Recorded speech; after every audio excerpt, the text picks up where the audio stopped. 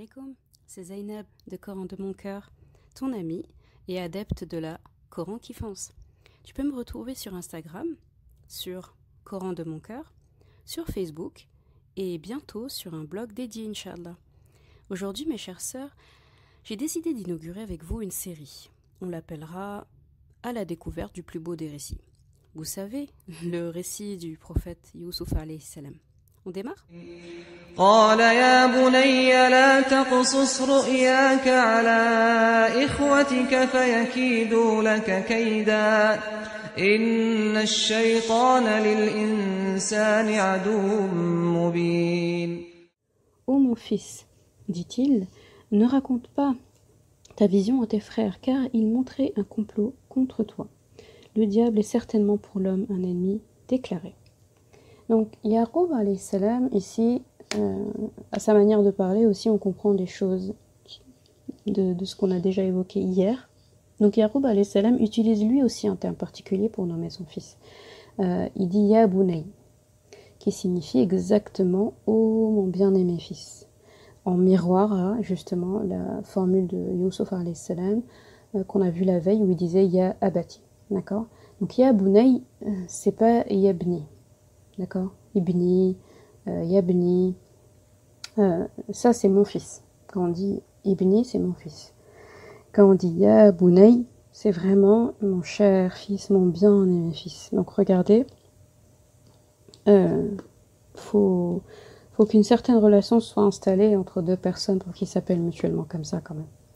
C'est une formule d'amour et de tendresse par laquelle on devine facilement les gestes doux qui ont dû accompagner aussi ces mots. Donc gardons à l'esprit que Youssouf alayhi salam à cet âge, c'est encore un enfant à ce moment-là, d'accord, aux alentours de 7 ans. Dans tous les cas, c'est un enfant. Donc quand on dit mon bien-aimé fils, ça s'accompagne forcément de gestes de tendresse. Il faut imaginer que s'il était debout, il s'est mis à la hauteur de son fils. S'il était occupé, il l'a pris sur ses genoux, en tout cas avec la main sur le dos. En tout cas, il s'est complètement mis à l'écoute de son fils, il s'est complètement mis à disposition de son fils, d'accord ? Donc rien qu'à sa manière de parler, on comprend que il y a une certaine proximité entre eux. Donc on est sûr que des gestes doux et tendres ont dû accompagner ces mots, d'accord ? Donc encore une preuve que Yaqub alayhi salam est un père attentif, du coup, qui prépare le terrain affectif, un terrain affectif pour montrer à son fils qu'il est prêt à l'écouter. Et finalement, ça aussi, c'est une belle leçon pour nous, de manière générale, vraiment, que l'enfant, finalement, j'avais entendu un jour un savant qui parlait de ça, il disait que chaque fois qu'un enfant, normalement, s'adresse à nous, on devrait, à chaque reprise, lui montrer qu'en fait, il est le centre de notre monde. Et finalement, pour nous, ça semble particulier de dire ça, mais il faut juste se mettre à la place de l'enfant à ce moment-là. L'enfant, jusqu'à un certain âge, il n'a pas énormément de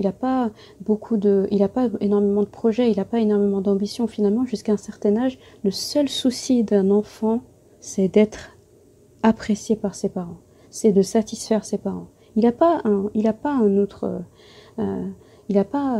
accoudoir en fait finalement que ses parents, en tout cas la figure d'attachement. Donc imaginez lui quand il vient nous raconter un rêve, quand il vient vous montrer un dessin, quand il vient vous dire quelque chose, quand il vient vous demander quelque chose, vous êtes son monde à ce moment-là. Donc quand une personne comme ça vous donne entièrement de son être pour vous demander quelque chose, il vous fait confiance, c'est vous qui vient voir pour faire ça, et en face en fait il n'y a pas ce retour, ça doit être difficile quand même dans la position d'un enfant. Donc ça doit vraiment nous ouvrir les yeux à le faire si on ne le faisait pas, et à le parfaire si on le faisait déjà. Bi'idhnillah. Très bien, donc il commence donc par cette formule de tendresse, d'affection. Et qu'est-ce qu'il dit ensuite ? Il dit ne raconte pas ta vision, ton rêve à tes frères. Ces paroles incluent tous les frères. Il dit à tes frères. Tes frères, c'est tous les frères. Youssouf alayhi salam, on sait qu'il a 11 frères, comme les 11 étoiles. On a 10 grands frères, qui sont de même père, mais de mères différentes, et son jeune frère Benyamin alayhi salam. Les gens ne sont pas sûrs est-ce que c'est un prophète ou pas, mais en tout cas, son jeune frère Benyamin, qui est de même père et de même mère, qui est plus petit que lui. Donc, si on connaît un peu l'histoire, on comprend pourquoi Yaqub alayhi salam le met en garde contre ses grands frères. Mais la question se dit, mais pourquoi ne pas raconter aux petits frères ? ce petit frère qui le comprend si bien, qui le jalouse pas, avec qui il s'entend beaucoup plus qu'avec ses grands frères finalement.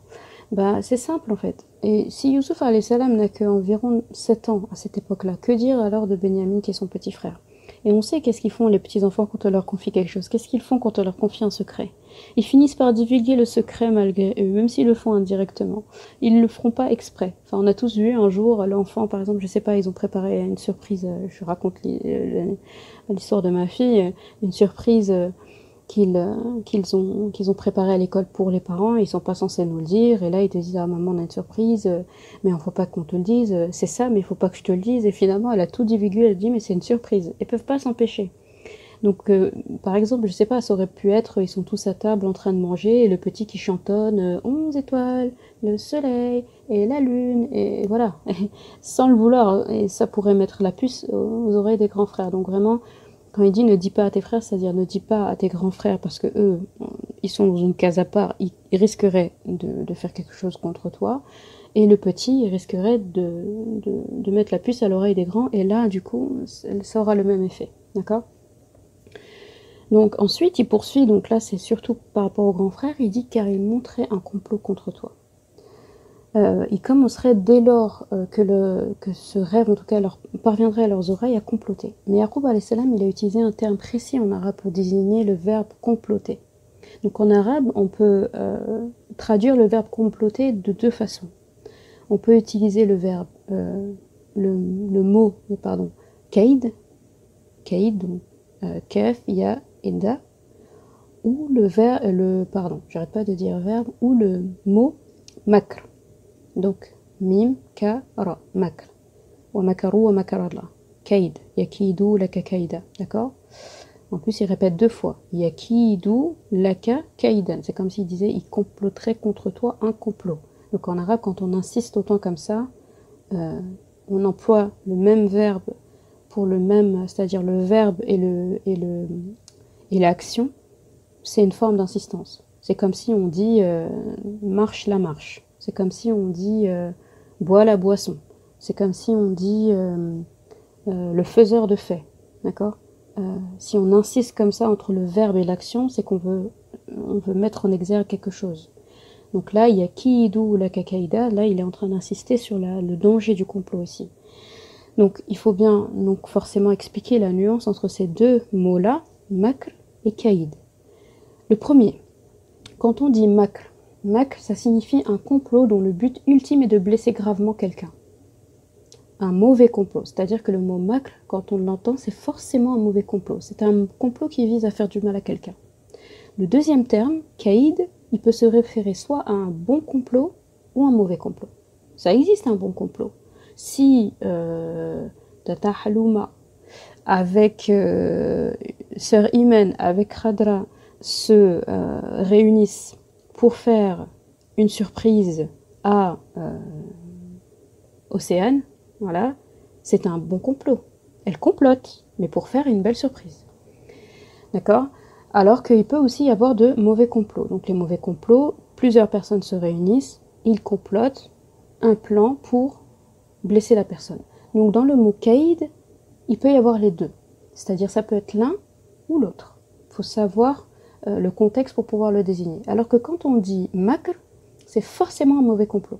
Donc là, c'est beau parce que Yaqub alayhi salam, il a utilisé le deuxième terme. Il a utilisé le terme kaïd, celui qui peut signifier les deux. Donc là, ça signifie que bien qu'il soit méfiant, il n'est pas pour autant pessimiste au sujet de ses fils et il leur accorde le bénéfice du doute en employant ce terme joker, on va dire. Donc là, ça renvoie à une belle leçon en islam aussi qui est on appelle ça husn al-dhann, donc le bon soupçon. On dit qu'envers son frère fillah, sa sœur fillah, il faut toujours avoir le bon soupçon parce que le Coran nous met en garde d'ailleurs par rapport à ça. Donc Allah dit vraiment éloignez-vous du fait de trop faire je me rappelle plus de terme, trop de conjectures, voilà, trop de conjectures. Parce que trop de conjectures, ça crée des problèmes. Parce que conjecture, on multiplie les choses dont on n'est pas sûr, à la fin ça fait des dégâts. Et la fitna c'est plus grave que que de tuer ou que de semer, d'être en guerre quelque part. La fitna, c'est beaucoup plus grave. Donc en fait, c'est important en islam de toujours accorder le bon soupçon. Quand on entend parler de quelque chose, à propos de quelqu'un, et qu'on n'en est pas sûr, on l'a juste entendu, jusqu'à preuve du contraire, on prend toujours l'option positive. C'est ça. Et s'il s'avère que ça se passe autrement, au moins, on n'aura pas perdu la face, au moins on n'aura pas sali l'honneur de quelqu'un qui pourrait se révéler être innocent derrière. Et Yaqub alayhi salam, il emploie ça avec ses fils. Et ça, c'est important. Il commence par sa propre famille pour appliquer ce terme-là. Et ça, c'est autre chose aussi, c'est que quand on fait un khayr, on commence par la famille. Nous, on a un dicton au Sénégal qui dit si on dit de quelqu'un que c'est quelqu'un de bien, est-ce que c'est sa famille qui l'a dit? Parce que si tout le monde dehors dit que tu es quelqu'un de bien, mais ta famille te trouve exécrable, bah ça n'a pas de sens. Mais si tout le monde dehors dit ce qu'il a envie de dire, que ce soit bien ou mal, mais ta famille dit que tu es quelqu'un de bien, c'est que tu es quelqu'un de bien. Parce que ta famille t'a vu sur toutes les formes et toutes les coutures. Ils te voient dans quel état tu es le matin, ils te voient quand tu es énervé, ils te voient quand tu es content, ils te voient quand tu rentres, ils te voient quand tu manges, ils te voient quand tu dors. Ils t'ont vu sur toutes les facettes possibles de la cohabitation. Donc si malgré tout ça, ta famille dit que tu es quelqu'un de bien, c'est la meilleure jauge. Et ben c'est que tu es quelqu'un de bien. Donc Yaqub alayhi salam ici, il commence par sa famille, d'accord? Il commence par sa famille pour employer justement ce bon soupçon, d'accord? Le verset termine par le diable est certainement pour l'homme un ennemi déclaré. Ça aussi c'est quelque chose d'important, c'est-à-dire que Yaqub alayhi salam, non seulement il tempère ce qu'il dit quand il dit je sais pas trop, franchement fais attention, ne raconte surtout pas ce rêve à tes frères, il pourrait faire quelque chose. Et malgré que, donc non seulement il nuance ce qu'il dit par rapport à ses fils, mais il nuance encore plus à la fin quand il dit que le diable est certainement pour l'homme un ennemi déclaré. Il remet la faute sur Shaitan, le maudit, la'natullahi alayhi, car c'est lui finalement qui sème la discorde entre les hommes. Aslan, c'est Shaitan c'est lui qui sème la graine. Après, c'est nous qui le suivons ou qui le suivons pas, mais c'est lui qui sème la graine. C'est-à-dire, l'homme n'est pas par essence un être de mal. D'accord? Donc, de ce fait, la réponse de Yaqub alayhi salam à son fils va s'articuler en deux parties. Le premier temps, c'est ce qu'on vient de voir, il tire la sonnette d'alarme. La situation d'urgence, avant d'entrer dans le vif du sujet qui est le rêve, c'est de ne pas divulguer le rêve à ses frères. C'était important de commencer par ça. D'accord? Donc, il a commencé par la situation compliquée. Puis dans un second temps, il se concentre sur le rêve lui-même, ce qu'il signifie. Donc à noter que Yaqub alayhi salam est très réaliste au sujet de ses enfants. Il ne leur donne pas raison sous prétexte qu'ils sont ses enfants. D'accord? Donc Yaqub alayhi salam est tout de même un grand prophète, mais il donne à chacun sa place et agit en fonction du caractère de chacun. Il aurait pu dire que c'est ses fils, etc., et ils sont dépourvus de fautes, etc., mais pourtant, il admet que ses fils peuvent avoir des manquements. C'est pour ça, d'ailleurs, qu'il met en garde Youssouf alayhi salam, parce que finalement, qui connaît mieux ses enfants qu'un père ou une mère, d'accord? Donc il poursuit, le verset d'après. وَكَذَلِكَ يَجْتَبِيكَ رَبُّكَ وَيُعَلِّمُكَ مِن تَأْوِيلِ الْأَحَادِيثِ وَيُتِمُّ نِعْمَتَهُ عَلَيْكَ وَعَلَى آلِ يَعْقُوبَ كما أتمها على أبويك من قبل إبراهيم وإسحاق إن ربك عليم حكيم. Très beau verset. C'est le verset qui donne le ton à tout le reste en fait, à tout le reste de la sourate. C'est ici qu'on comprend, c'est ce verset-là en fait qui explique et qui est en train de poser les bases et qui est en train d'expliquer, de nous faire en gros, si on devait faire un synopsis ici ou un teaser, le teaser il est dans ce verset. D'accord? Il est dans ce verset. C'est dans ce teaser qu'on apprend qui est Youssouf, ce qu'il va devenir, etc. D'accord? Donc ainsi ton Seigneur t'a choisi et t'enseignera l'interprétation des rêves. Et il parfera son bienfait sur toi et sur la famille de Yaqub alayhi salam, tout comme il l'a fait auparavant sur tes deux ancêtres, Ibrahim et Ishaq, car ton Seigneur est omniscient et sage. Verset 6. Donc Yaqub alayhi salam utilise le verbe yajtabika pour dire qu'Allah l'a choisi. d'accord? Ce qui signifie littéralement faire un choix porté sur la qualification de quelqu'un, d'accord? Parce qu'en arabe, désigner le mot choisir, on a plusieurs verbes, d'accord? Vous pouvez dire ici ce qui est utilisé, c'est comment dire? C'est le verbe yajtabi. Yajtabi, ça veut dire yajtabika, ça veut dire faire un choix porté sur une qualification, sur une compétence de quelqu'un. On a aussi le verbe, nous on peut dire ikhtara, yakhtaru, donc ikhtartu, on connaît ce verbe-là pour dire j'ai choisi, je choisis ça. Ça, c'est un choix porté sur une bonté. Je choisis ce parfum parce qu'il est bon. Je choisis cette nourriture parce qu'elle est bonne. C'est pas forcément une compétence. On donne pas une compétence à la nourriture, on donne pas une compétence à un parfum. On le choisit pour la bonté ou la beauté qu'il y a à l'intérieur. D'accord? Donc rappelez-vous, Allah il a employé ici le verbe Yaqub alayhi salam. Donc on employé ici le verbe yajtabika, c'est-à-dire on t'a choisi sur la base d'une qualification. Vous avez aussi comment dire, un autre mot pour dire choisir, c'est istifa. Et istifa, quand on l'emploie, c'est pour dire un choix pur. C'est choisir, on va dire, dans sa généralité ou dans sa globalité, si je puis m'exprimer ainsi. Donc là, vous voyez, le choix des mots n'est pas anodin, d'accord? Donc là, on a envie de se dire, mais sur quelle qualification il a bien pu le choisir? Déjà, on parle d'un rêve, ok? Donc faire un rêve, c'est pas une qualification. Tout le monde peut rêver. Donc c'est l'écoute de Yaqub alayhi salam au sujet du rêve de Youssouf alayhi salam qui lui a permis de deviner à travers la manière dont ce jeune Youssouf alayhi salam a raconté son rêve qu'il a déjà compris le sens de cette vision pendant même qu'il le racontait. Vous voyez? Donc du coup, là, la compétence de Youssouf alayhi salam est mise en lumière. Youssouf alayhi salam sait interpréter les rêves. Il n'a même pas encore reçu, on va dire, l'enseignement divin par rapport à ça, il maîtrise déjà. Il a déjà amorcé son travail. D'accord? Ensuite, on trouve une autre tournure frappante dans ce verset, c'est ta'wil al-ahadith, qui est traduit en français et dans beaucoup de langues par l'interprétation des rêves.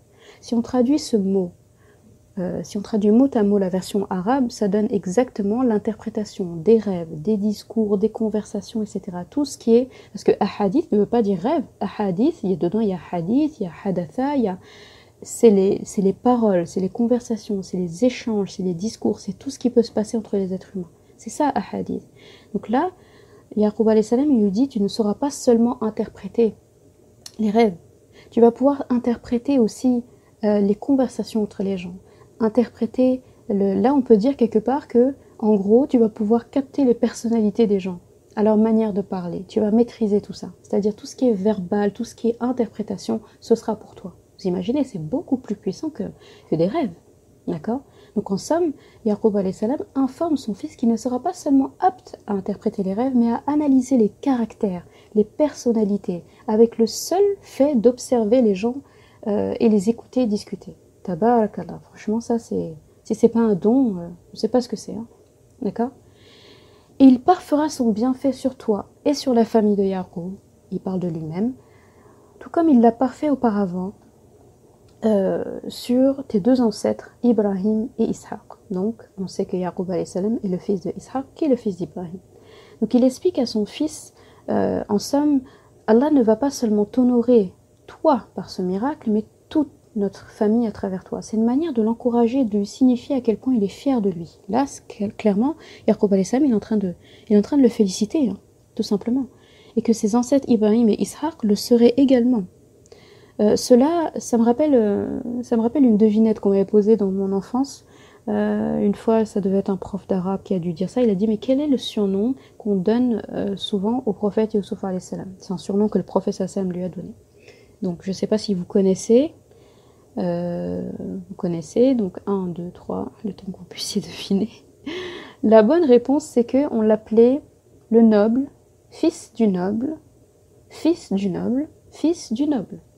En somme, c'est une lignée directe de 4 nobles prophètes, ce qui est assez rare. Je ne sais pas s'il y a d'autres prophètes, en tout cas de ce qu'on connaît leur histoire, et ceux dont on ne connaît pas l'histoire, qui peuvent témoigner du même miracle, mais on parle donc de Youssouf, fils de Yaqub, fils d'Ishaq, fils d'Ibrahim, qui est connu comme le père du monothéisme pur et l'ami intime d'Allah. Donc c'est assez beau. C'est une devinette intéressante à poser à vos amis, à votre famille. Voilà. Comment on surnomme quel est le surnom du prophète Youssouf alayhi salam? Et ben c'est ça. Donc car ton Seigneur est omniscient et sage. Donc ici, Alimun Hakim. Alim, omniscient, d'accord, celui qui sait tout. Et Hakim, sage, d'accord. Donc 2 des 99 noms d'Allah qui se présentent ici font leur apparition dans ce passage. Et c'est très important, retenez bien ces 2 noms d'Allah parce qu'ils vont se répéter plusieurs fois à des moments stratégiques de la sourate. Et vous allez voir que ça va prendre tout son sens. C'est magnifique. Donc, à savoir que ici, omniscient, Alim, il faut le comprendre comme celui qui a parfaite connaissance de toute chose. Donc c'est ça, l'omniscient, on peut le dire, c'est celui qui sait tout ou celui qui est partout. D'accord? Donc ici, le sens qu'on va retenir, c'est dans le sens de la connaissance de tout. Et sage, Hakim, il faut le prendre dans le sens du juste, celui qui est plein de justice, celui qui sait prendre les bonnes décisions. D'accord? Donc dans Hakim, il y a Hukm. Hukm, c'est la règle, c'est la loi. D'accord? Hakim, donc celui qui sait prendre les bonnes décisions, qui est plein de justice, qui sait juger. D'accord? Donc Yaqub alayhi salam n'emploie pas ces 2 beaux noms d'Allah par hasard. Vous vous doutez bien. En utilisant Alim, l'omniscient, le savant, il assume le fait que, au milieu de la fierté qu'il a et l'engouement qu'il a concernant l'avenir prometteur de son fils, Yaqub alayhi salam n'a aucune connaissance des péripéties que son fils va pour sûr traverser. Donc c'est sûr qu'il va traverser des galères, des épreuves, des péripéties pour atteindre un avenir glorieux comme celui-ci, pour être l'honneur ainsi de sa lignée, il va forcément passer par des embûches. D'accord? Mais ce qu'il est en train de dire, c'est que Allah, lui, le sait. Et ça, c'est par... voilà, Allah, il le sait. Et là, c'est ça qui parle de Alim. D'accord? C'est-à-dire, Yaqub alayhi salam a conscience qu'un avenir glorieux l'attend, que pour atteindre cet avenir glorieux, il va falloir passer par des étapes pas faciles. Lui, il n'en sait rien, mais il confie ça à son Seigneur qui sait tout. Bien. Avec le 2e nom d'Allah, Hakim, qui est cité ici, le sage, le juste, il le rassure. Là, il rassure son fils en lui certifiant que son Seigneur est plein de justice. En résumé, Yaqub alayhi salam, c'est comme s'il disait: je sais par ma science que tu vas traverser de rudes épreuves pour arriver à cet avenir glorieux, mais je te confie à un Seigneur juste qui saura se montrer équitable dans les moments critiques. Donc regardez juste sa manière de parler. C'est un enfant, il ne faut pas oublier toujours que c'est un enfant à qui on parle. Ça pourrait être l'effrayer, Youssouf alayhi salam, d'entendre tu vas galérer, ça va être difficile. Mais tu vas atteindre un avenir glorieux. C'est pas facile d'entendre ça. C'est un enfant. Donc là, tout de suite, il tempère en disant mais tu sais, t'inquiète pas, ton Seigneur, il est juste. Dans toutes tes péripéties, dans toutes tes étapes, tu le trouveras auprès de toi. Et il faut le retenir que Allah n'est jamais aussi proche de quelqu'un que pendant l'épreuve. Et c'est pas étonnant parce que c'est lui qui lui a mis l'épreuve. Donc on se trouve, mashallah, face à un très très beau discours. Vraiment un très beau discours. Donc voilà le discours de Yaqub alayhi salam. Précis, concis, vous voyez, 2 versets. Il a commencé par 1. Mettre en garde contre la fratrie. 2.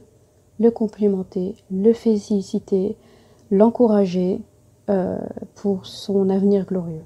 Et aussi le prévenir que ça va pas être facile, mais qu'au bout du compte, il sera jamais seul. D'accord? Donc là, c'est comme s'il était en train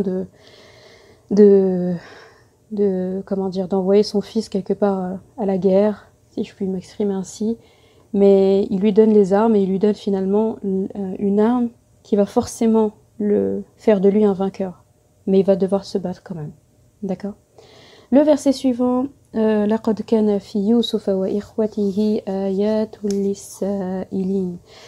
Il y avait certes en Youssouf et ses frères des enseignements pour ceux qui s'interrogent. Il y en a tout autant à apprendre de Youssouf alayhi salam que de ses frères, pour les esprits qui sont en quête de réponses et de science. Et ça, vous vous doutez bien que c'est pour la prochaine fois. Ce sera pour demain, Inch'Allah. Donc la prochaine fois, l'objectif change de direction et ce sera vers les frères de Youssouf alayhi salam. Allez, bah, je vous laisse et n'hésitez pas à réagir, à donner votre ressenti, ce que vous en avez compris, ce qu'on peut en comprendre. Et voilà, à demain, Inch'Allah. Salam alaikum.